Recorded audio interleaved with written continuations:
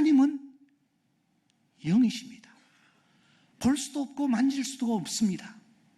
그런데 그 하나님을 우리는 계심을 믿습니다. 그 하나님이 내 아버지십니다. 이 볼 수도 없고 만질 수도 없고 들을 수도 없는 이 하나님을 나는 세상에 얼마나 보여주기 위해서 나는 노력하고 있는가 하는 그 질문이었습니다. 왜냐고요? 예수님의 일생을 한마디로 요약한다면 하늘에 계신 하나님을 세상 앞에 보여주는 삶이었기 때문입니다. 빌립이 어느 날 예수님께 이렇게 물었잖아요. 예수님, 하나님 한번 보여주십시오. 그리하면은 족하겠습니다. 요한복음 14장 9절에서 이때 예수님께서 말씀하십니다. 야, 내가 이렇게 오랫동안 너희들과 함께 있었는데 하나님을 보이라고 하느냐?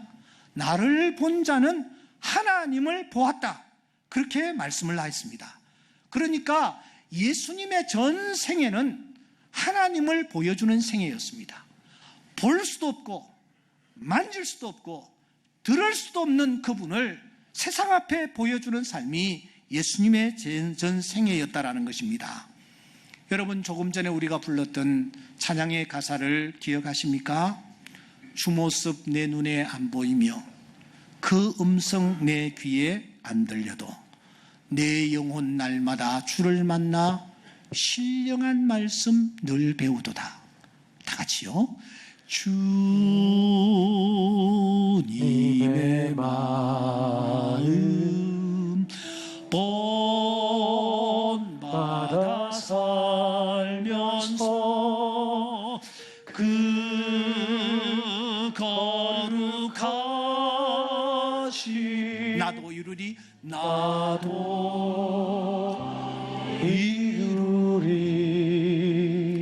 나도 이룬다라는 말은 하나님을 보여준다 그 뜻입니다. 롱스타프는 오늘 우리에게 이렇게 충고를 합니다. 너 성결기 위해 너 내 머리 숙여 저 은밀히 계신 내 주께 빌라. 주 사귀어 살면 주 닮으리니. 그 다음에 뭐요? 다 같이 늘 보는 이마다 주 생각하리. 한 번 더 뭐요? 늘 보는 이마다 주 생각하리. 우리의 삶이 이와 같이 하나님을 보여주는 삶이어야 합니다. 어떻게 하면 우리가 이 땅의 삶을 영위하며 하나님을 보여줄 수 있단 말입니까? 오늘 본문에서 주님은 대단히 의미심장한 말씀을 하고 계십니다. 4장 34절 보니까 나의 양식은 나를 보내신 이의 뜻을 행하며 그의 일을 온전히 이루는 이것이니라. 이런 말씀을 하고 있습니다. 여러분, 어떤 상황에서 이 말씀을 하셨습니까? 예수님과 그의 제자들이 저 남쪽 유대 지방에서 저 북쪽 갈릴리로 지금 올라가고 계십니다. 아시는 대로 그 중간에 사마리아라는 땅이 위치해 있습니다. 남쪽에서부터 출발해가지고 올라가시다 보니까 시간이 많이 흘러갔고 대낮이 되었습니다. 무엇보다도 저들이 시장길을 느끼고 있었습니다.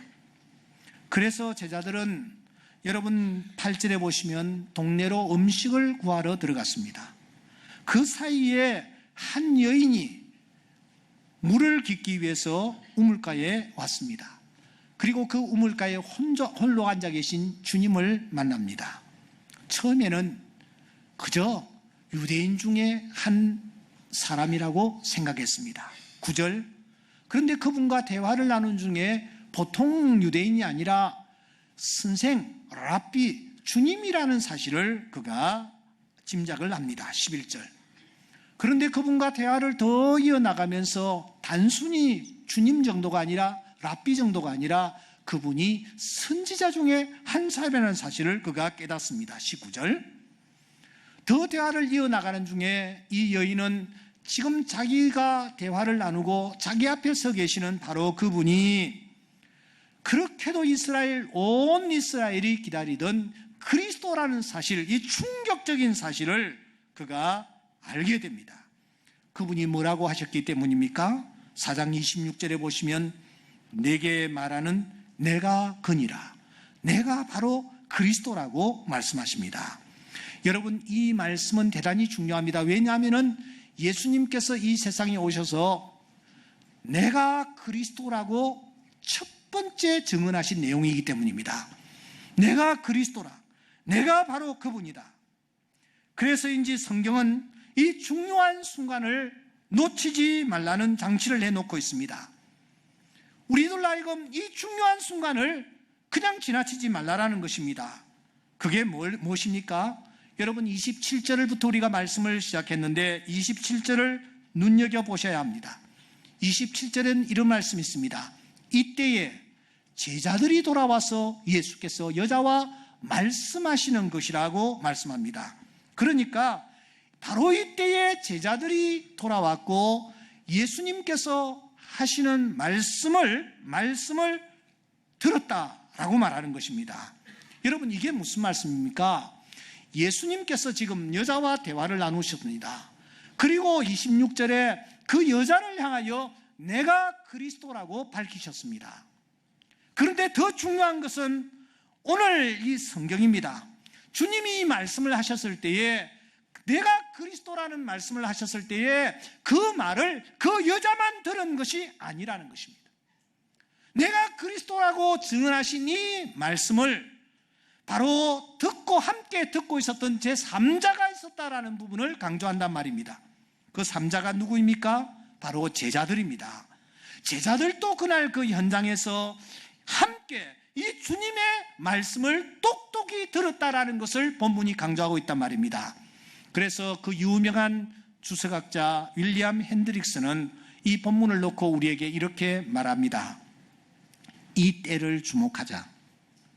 하나님의 섭리는 바로 이 순간에 제자들로 오게끔 하여 조금 일찍 왔더라면 주님과 여인과의 대화가 중단되었을 것이며, 반대로 조금 늦게 왔더라면 이 대사건의 현장을 보거나 듣지 못했을 것이다. 그런데 가장 적절한 순간, 절묘한 타임에 제자들이 그 현장에 오게 하였고 제자들이 그 말씀하시는 것을 함께 듣게 했다라고 설명하고 있습니다. 무슨 말입니까? 여러분, 오늘 이 성경은 바로 이 말씀을 하실 때에 제자들이 돌아왔고요, 그 제자들이 이 말씀하시는 것을 들었다라는 것을 부각시키고 있다라는 것입니다. 오늘 그러므로 이 성경을 펴는 우리들은 이 기막힌 절묘한 타임, 이 순간을 놓치지 말아야 된다라는 것입니다. 그렇습니다. 본문의 강조점은 이것입니다. 주님께서 내가 그리스도라고 말씀하셨을 그때에 수가성 여인도 들었지만 그 제자들도 함께 들었다라는 것을 강조하고 있다라는 것입니다. 그러면 여러분, 내가 그로라, 내가 그리스도라고 주님께서 자신을 증언하실 때에 그 말씀 앞에서 제자들은 수가성 여인은 어떤 반응을 보이고 있습니까? 수가성 여인의 반응을 한번 보십시다. 28절과 29절과 30절입니다. 우리 다 같이 한번 읽어보겠습니다. 시작. 여자가 물동이를 버려두고 동네로 들어가서 사람들에게 이르되 내가 행한 모든 일을 내게 말한 사람을 와서 보라. 이는 그리스도가 아니냐 하니 그들이 동네에서 나와 예수께로 오더라. 여러분, 이 수가성 여인의 행동을 가장 실감 있게 표현하는 묘사는 한 부분이 있습니다. 그것은 물동이를 버려두고 라는 말입니다. 이 말은 직설적으로 번역을 한다면 물동이를 뒤에 두고 한 걸음 더 나가서 물동이를 차버리고, 그런 뜻입니다. 소리가 나게 물동이를 뒤로 차버렸어요. 여러분, 이 여인의 액션을 우리가 연상을 하면서 무엇을 자연스럽게 떠올립니까? 버킷리스트입니다. 버킷리스트. 이 버킷리스트라는 이 단어는 킥 더 버킷이라는 단어에서 유래가 되었습니다. 중세시대에 사형을 당하거나 혹은 자살을 할 경우에 당사자는 양동이 위에 올라가는 것입니다. 그리고 올가미를 목에다가 그런 거예요. 마지막 순간 그가 행해야 할 액션이 하나 있습니다. 그것은 자기가 올라섰던 양동이를 발로 스스로 차버리는 것입니다. 여기에서 버킷리스트라는 단어가 나왔습니다.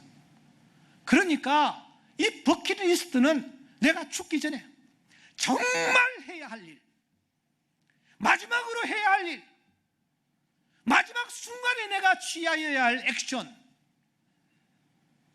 이것이 버킷리스트인 것입니다. 여러분, 오늘 이 본문에 등장하는 이 여인의 버킷리스트는 뭡니까?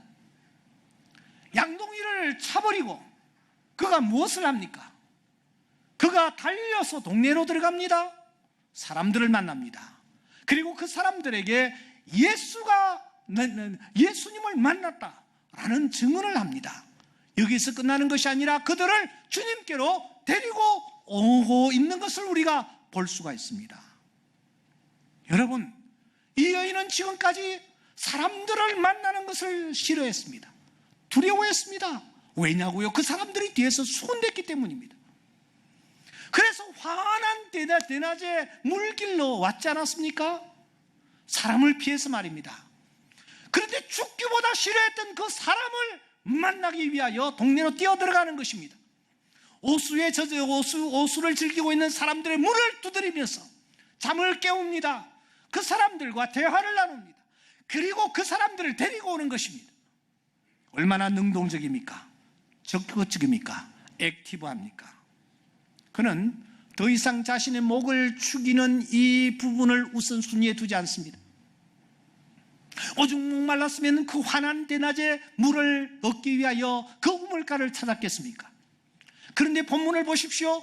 그녀가 그 우물가에까지 왔지만 그녀가 목을 축이고 돌아갔다라는 흔적이 없습니다. 그는 예수님과 대화를 나누었고 그리고 난 뒤에 그는 곧바로 동네를 향하여 달려갔던 것입니다. 더 이상 그녀는 무엇을 먹을까, 무엇을 마실까, 무엇을 입을까를 우선순위에 두지 아니했습니다. 그런데 여러분, 본문을 보십시오. 동일하게 내가 그리스도라는 음성을 들었던 제자들은 어떤 반응을 보이고 있습니까? 27절을 주목하시기 바랍니다. 이때 제자들이 돌아와서 예수께서 여자와 말씀하시는 것을 이상히 여겼으나 무엇을 구하시나이까? 어찌하여 그와 말씀하시나이까? 묻는 자가 없더라. 한마디로 도통 관심이 없습니다. 흥미조차 없습니다. 그야말로 물에 물 탄 듯 술에 술 찬 듯입니다. 그리고 겨우 한다는 행동이 어떤 행동입니까? 31절을 주목하십시오. 그 사이에 제자들이 청하여 이르되 랍비여 잡수소서. 랍비여 잡수소서. 33절 제자들이 서로 말하되 누가 잡수실 것을 갖다 드렸는가? 이 얘기 서로 나누고 있습니다. 그야말로 동문서답입니다. 예수님께서 하신 말씀에 대해서 전혀 반응을 보이지 않고 있습니다. 이들이 누구입니까? 이미 예수의 제자가 되었습니다. 신앙생활한 지 오래되었다라는 것입니다. 그분이 누군지, 그분이 어떤 일을 행하셨는지를 이미 보았고 그분을 통해 가르침을 받은 자들입니다. 그렇지 않습니까? 요한복음 1장 36절에 보시면 세례 요한이 그 예수님을 향하여 이렇게 증언합니다. 보라, 하나님의 어린 양이로라. 예수님을 보고 세례 요한이 증언하는 것을 저들은 들었습니다. 요한복음 2장 11절에 보시면 예수님께서 갈릴리 가나에서 혼인잔치에 놀라운 기적을 행하셨습니다. 첫 표적입니다. 그 현장에 이 제자들이 있었습니다. 그런데 그 영광을 나타내실 때에 제자들이 그를 믿었다고 했습니다. 믿음 있는 사람들이요. 뿐만 아니라 예수님께서는 요한복음 2장 22절에 성경과 예수께서 하신 말씀을 믿어야 한다라고 가르쳐 주셨습니다. 요한복음 2장 23절에 보시면 예수의 이름을 믿어야 한다라고 가르쳐 주셨습니다. 요한복음 3장 15절과 16절에 보면은 그를 믿어야 한다라고 가르쳐 주셨습니다. 여기서 그치지 않습니다. 예수님께서 친히 그 현장에 그 절묘한 타임에 내가 그리스도라고 밝히셨습니다. 그 음성을 제자들이 똑똑히 들었다라는 것입니다. 그런데 그 음성을 듣고 그 가르침을 받은 제자들의 반응은 어떠합니까? 31절은 충격적이기까지 합니다. 31절을 주목하십시오. 내가 그로라 하는 그분을 향하여 제자들은 랍비여 하고 있습니다. 랍비여 하고 있습니다. 주여도 아닙니다. 충격적이지 않습니까? 더 나아가 저들은 여전히 육체의 배를 채우는 먹을 것에 집중하고 있습니다. 한마디로 예수님을 만난 때나 예수님을 만난 이후나 다를 바가 없습니다. 예수님을 믿을 때나 예수님을 믿기 전과 전혀 다를 바가 없습니다. 저들의 관심사는 오로지 한 가지, 그것은 먹는 것이었습니다. 그 먹는 것을 구하기 위해서라면 그 뜨거운 대낮, 그 대낮도 마다하지 않고 동네로 들어갔고요, 사람들을 만났고요, 사람들과 대화를 나누었고요, 열정적이었습니다. 그런데 저들이 가지고 온 것은 무엇입니까? 빵뿐이었습니다. 수가성 여인은 사람을 데리고 왔습니다. 그런데 저들은 빵을 가지고 왔습니다. 이런 제자들을 향하여 주님께서 무엇이라고 말씀하십니까? 32절입니다. 내게는 너희들이 알지 못하는 먹을 양식이 있느니라. 그리고 이어서 말씀하십니다. 그 양식은 뭔지 아느냐? 나를 보내신 이의 뜻을 행하며 그의 일을 온전히 이루는 이것이니라. 예수님의 양식이 무엇이라고요? 나의 양식은 시작, 나를 보내신 이의 뜻을 행하며 그의 일을 온전히 이루는 이것이니라.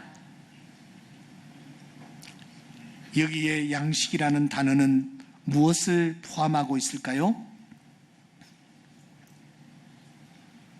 눈여겨볼 것은 이 수가성 여인의 행동과 제자들의 행동과 깊은 관련이 있다는 것입니다.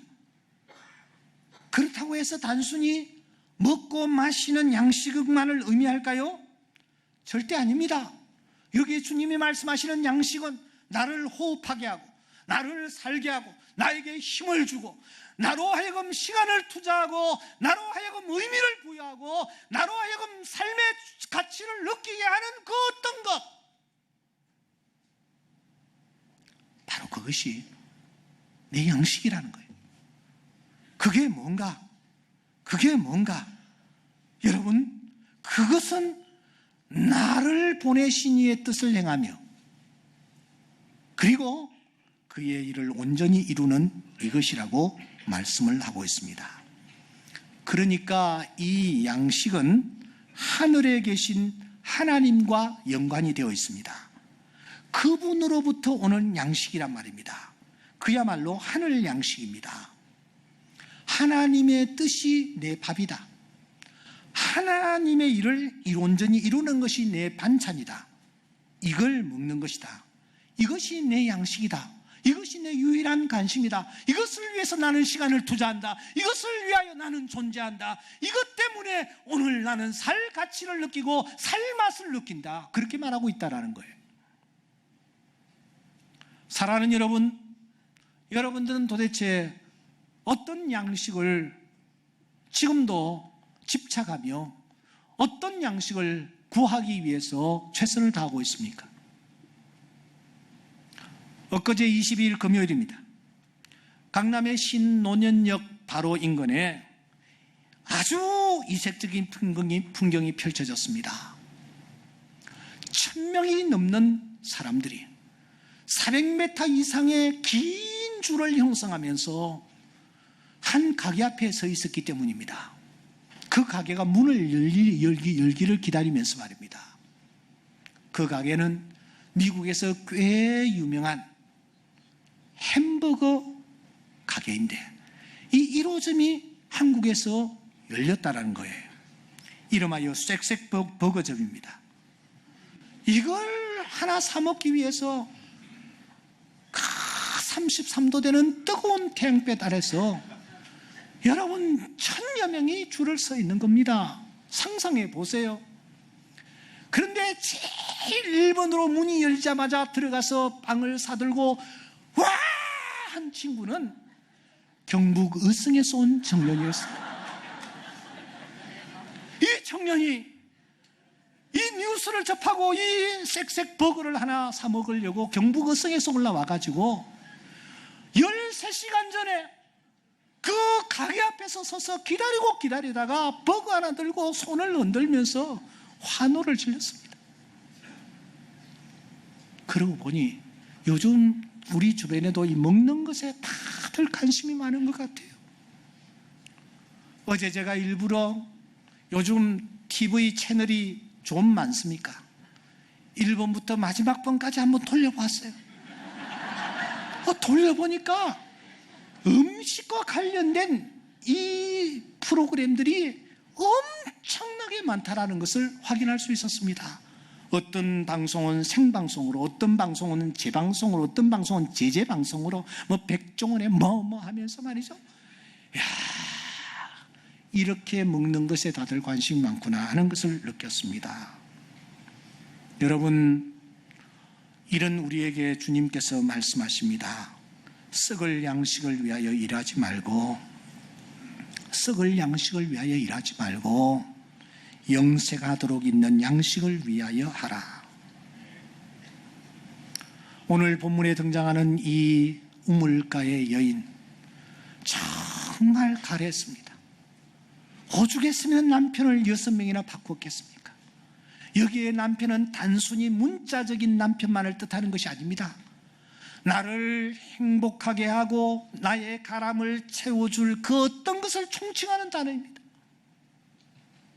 채워지지 않는 거예요.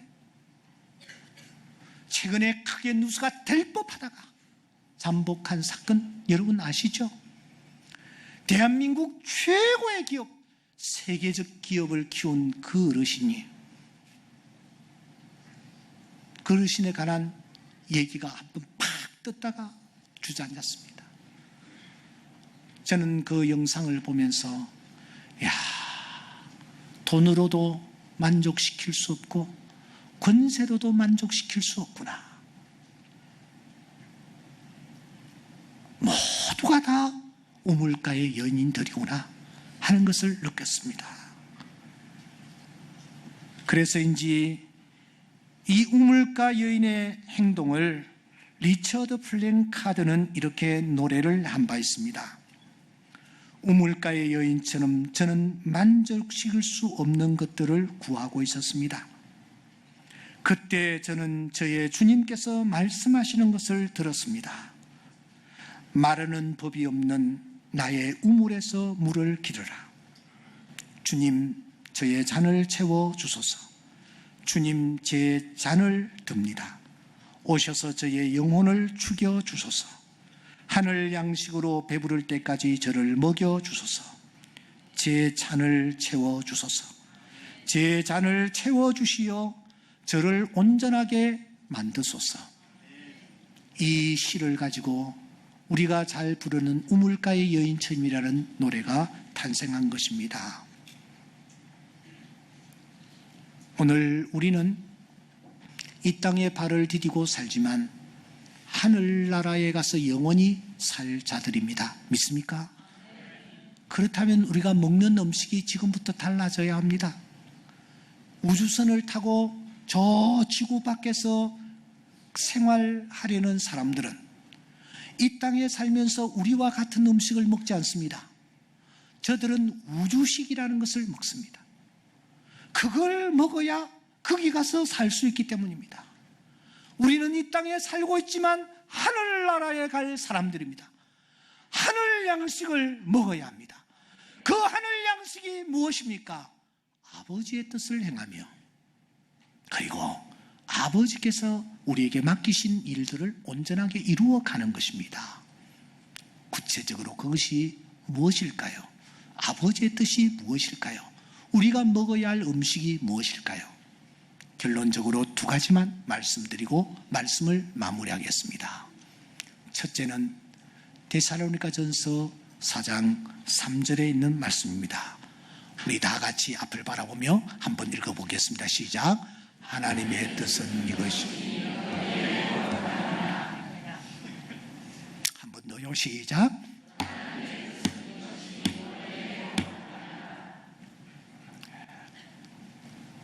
이게 우리의 양식이 되어야 합니다. 이 말씀 뒤에 곧 음란을 버리고 이렇게 말씀이 이어집니다. 이게 하나님의 뜻입니다. 우리가 먹어야 할 양식입니다.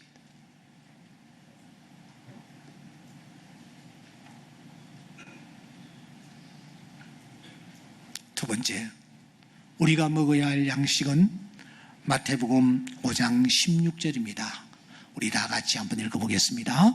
이같이 너희 빛이 사람 앞에 비치게 하여 그들로 너희 착한 행실을 보고 하늘에 계신 너희 아버지께 영광을 돌리게 하라. 아멘. 우리의 착한 모습을 보고 세상 사람들이 하나님께 영광을 돌릴 수 있도록 하는 일, 이것이 아버지의 뜻입니다. 이 아버지의 뜻을 나의 양식으로 삼고 우리가 그 양식을 먹으며 살아가기를 힘쓰는 주의 자녀들이 다 될 수 있기를 주의 이름으로 축원합니다.